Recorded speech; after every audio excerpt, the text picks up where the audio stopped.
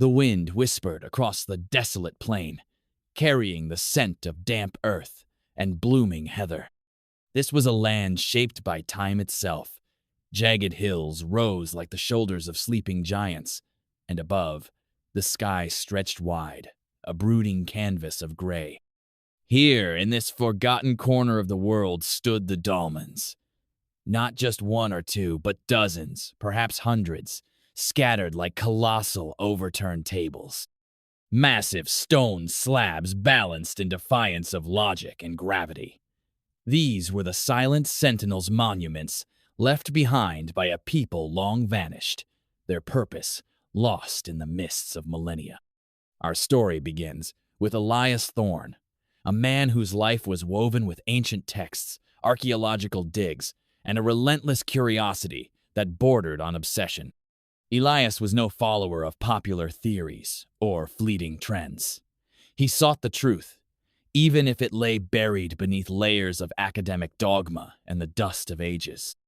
For years, the Dolmens had been his white, Walian, unsolved riddle that haunted his waking thoughts and filled his dreams.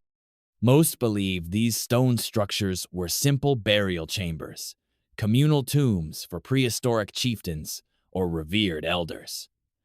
But Elias saw something different.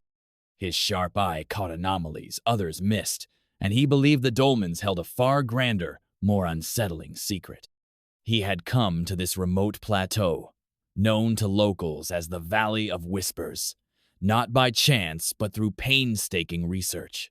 Cross-referencing obscure maps with ancient folklore, he found this place. His small tent stood as a defiant speck against the vastness, filled with worn books, topographical charts, and the steady hum of his portable generator powering his laptop.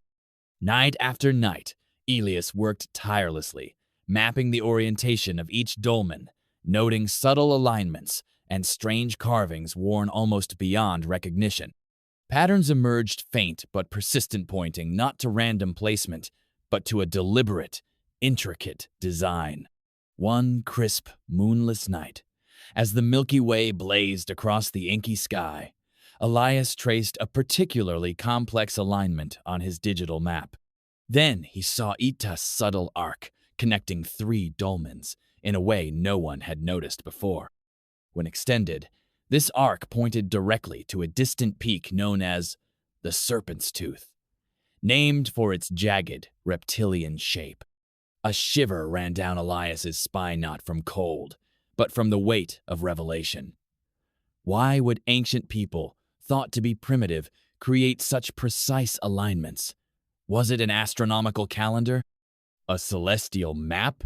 Or something else entirely? The next morning, driven by this insight, Elias set off for the Serpent's Tooth. The climb was brutalous scree, treacherous ravines, raw hands, and aching muscles. But the promise of discovery pushed him onward.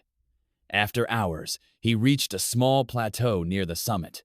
There, among ancient twisted trees, stood a single, smaller dolmen unlike any he had seen. Its capstone was not flat, but subtly concave, like a shallow basin. Etched into its surface, nearly erased by time, was a spiraling symbol of vortex-like design that seemed to pulse with hidden energy. If you're enjoying this story, don't forget to like and subscribe for more stories that bring history's greatest mysteries to life. As Elias reached out to touch the symbol, a sudden, blinding flash erupted from the stone. He stumbled back, shielding his eyes, heart pounding. When the light faded, the air around the dolmen shimmered like a heat haze. A low hum vibrated deep in his bones. Then he noticed something chilling around the base of the dolmen.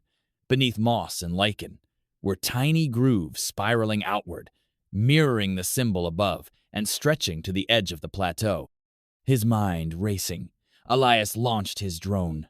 It soared higher and higher, revealing the Valley of Whispers and the Serpent's Tooth below like an ancient tapestry. Zooming in on the grooves, he saw they connected not just locally, but to dozens, hundreds, perhaps thousands of dolmens scattered across the continent. This was no random scatterage. It was a vast, interconnected network, a global grid, an intricate web of energy conduits. The old theories shattered.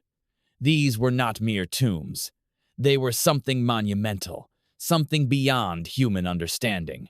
But what? What was their purpose? Days blurred into weeks as Elias pored over myths and folklore from around the world. He found recurring themes: sky gods, energy flows, gates to other realms. He had dismissed these as poetic allegory, but the dolmens whispered otherwise. One stormy evening, thunder cracked like divine whiplashes, and lightning lit the dolmens in eerie flashes. Elias watched from his tent as a bolt struck the center of the Valley of Whispers. For a moment, the air around the central dolmen shimmered with unnatural light, and a faint hum filled the night.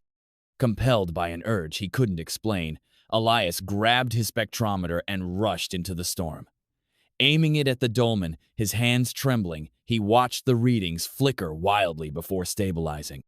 The energy signatures were unlike anything terrestrial or cosmic. They were structured, almost like a language. Back in his tent, soaked but electrified, Elias analyzed the data. Hours turned into days. Slowly, a pattern emerged, not words, but a language of energy, a complex waveform transmitting information. Then, a holographic projection flickered to life on his screen. It was not human or earthly. A being of pure light, ethereal and indistinct, radiated ancient wisdom. It communicated not with words, but through a torrent of thought flooding Elias's mind. The dolmens, it revealed, were not tombs but way stations. Created by an ancient, benevolent civilization far more advanced than humanity, these beings had visited Earth eons agonot to conquer, but to observe, protect, and guide. The dolmens were interdimensional portals, active during specific planetary alignments and intense electromagnetic events like the storm Elias had witnessed. They allowed these guardians of the cosmos to subtly influence Earth's development, nudging humanity toward technological and spiritual growth, preventing self-destruction. But there was a dark twist. A cataclysmic cosmic event had disrupted the network. Some dolmens became corrupted, amplifying darker energies currents of fear, aggression, and discord that seeped into human consciousness. The wars, the conflicts, the endless struggles, these were not solely human in origin. They were amplified by the corrupted dolmens, a low-frequency hum of negativity. The Guardians worked tirelessly to repair the network, but their progress was slow. Elias, a lone archaeologist driven by passion, had stumbled upon a revelation that held the key to humanity's future. The Guardians needed a human conduit, someone who understood the ancient past and the potential future to help them. The final, staggering truth left Elias reeling. His lifelong obsession, his research, his presence on that remote plane during the stormit was all part of a grand design, orchestrated over millennia. He was not just an observer, he was a participant in a cosmic intervention.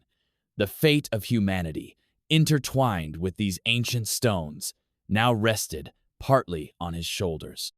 He had not just found the dolmens. The dolmens had found him. And the true work, the work of mending the ancient network and guiding humanity toward a brighter future, was only just beginning. The silent sentinels, once symbols of a forgotten past, had become beacons of a precarious, yet hopeful, tomorrow. Don't forget to like and subscribe for more stories that bring history's greatest mysteries to life.